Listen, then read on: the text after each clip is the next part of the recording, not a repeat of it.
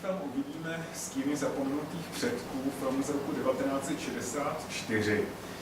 Než se k němu dostanu, tak protože je to první úvod, tak bych rád řekl více informací o Paradžanovovi jako takovém a jak se vůbec k námětu a k předloze Michaila Kocubinského dostal, z jakého rodinného prostředí pocházel a jaká byla jeho tehdejší životní cesta. Letos si připomínáme 90. výročí narození Sergeje Paradžanova. Narodil se 9. ledna roku 1924 v Tbilisi jako tbiliský Armén a jeho otec byl starožitníkem a to vlastně umožňovalo Paradžanovovi, aby vyrůstal v prostředí krásy, drahocenností, okuzujících předmětů a toho samozřejmě také hodně ovlivnilo. Velký vliv na něj měla i jeho matka, která byla v Tbilisi pověstná svým až divadelním talentem. Údajně se u ní inspirovali různí umělci, především herci, když měli stvárňovat divadelní role. A Paradžanov nevyrůstal v rodině sám, měl ještě 2 sestry. Nebyl tu žádný umělecký obor, když začal Paradžanov studovat po střední škole. Vlastně původně studoval vysokou školu dopravní, ale tam zůstal jen krátce. A pak přešel směrem k umění a studoval choreografii a operní zpěv. Po druhé světové válce, sám nebyl, ale na frontě, aby bojoval, tak po druhé světové válce z Tbilisi přešel do Moskvy a začal studovat na VGIKu filmovou režii. Takovou zásadní osobou v období jeho studií byl Igor Savčenko, klasik ukrajinské kinematografie, kterého si Paradžanov velmi vážil a na kterého vzpomínají velmi dobrém i jeho ostatní spolužáci. Spolužáky Paradžanova byl například Jurij Ozerov, Marlen Chuciev, Felix Mironer, Alov a Naumov, pozdější slavná sovětská filmová dvojice. A Savčenko učil své studenty i tím způsobem, že je bral na natáčení, takže Paradžanov se účastnil natáčení posledních Savčenkových filmů, jako byl Třetí úder nebo Zlomená pouta.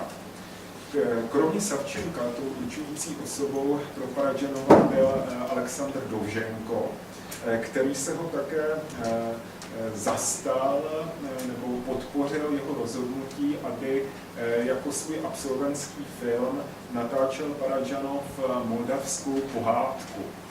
Je zajímavé, jak se vlastně Paradžanov tady k tomuto námětu dostal.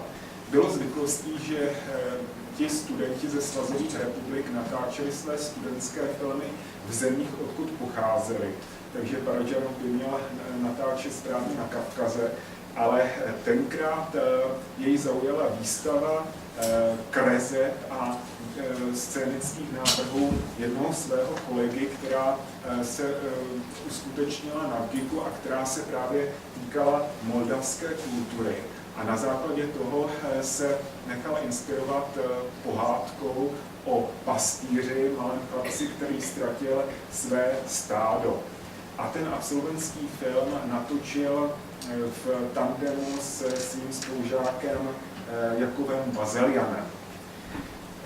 Od tohoto absolventského filmu pak pokračoval dál tím způsobem, že tento studentský film upravil pro kina, pro distribuční podobu, rozšířil ten absolventský snímek asi o 15 minut a ten film se hrál pod názvem Andrieš v sovětských kinech a dokonce i nedávno vyšel na DVD.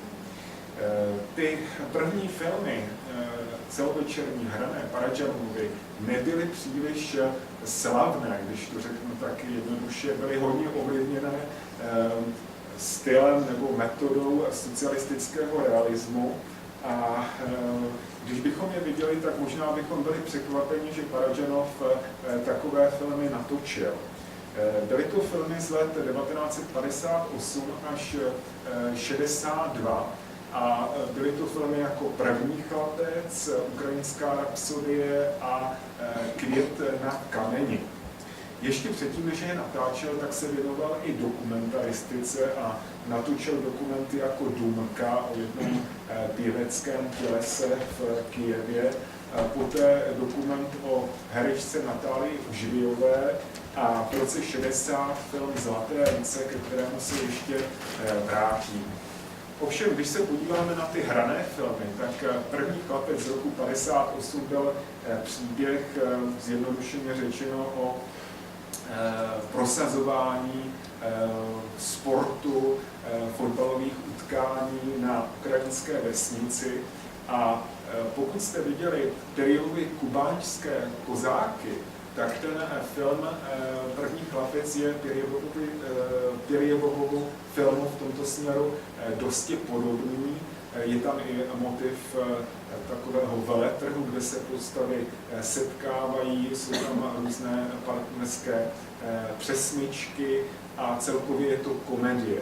Ukrajinská rapsodie je film, který vznikl v roce přibližně 60 a to je zase příběh dívky, která se prosadí jako operní pěvkyně a vzpomíná na to, co předcházelo tomu, než se dostala na uměleckou dráhu, a je to příběh o odloučení dvou milenců, které rozdělila druhá světová válka a kteří se potom na závěr filmu setkávají u vesnice, ze které oba dva pocházeli.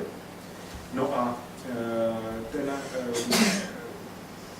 třetí, méně významný hraný film Sergeje Paradžanova, tak to je Květ na kameni, film, který vznikl v roce 62 a který vypráví o zakládání nebo o vzniku průmyslového městečka na pustině v oblasti, kde se pak těžilo uhlí. Takovým městečkům se říkalo Rabočí Pasiolok. A je to příběh zase dvou milostných dvojic, které se tam etablují, zapouštějí kořeny, ale zároveň je tam motiv jisté náboženské sekty, která se snaží ten uvědomělý jejich způsob života odvrátit trochu jiným směrem.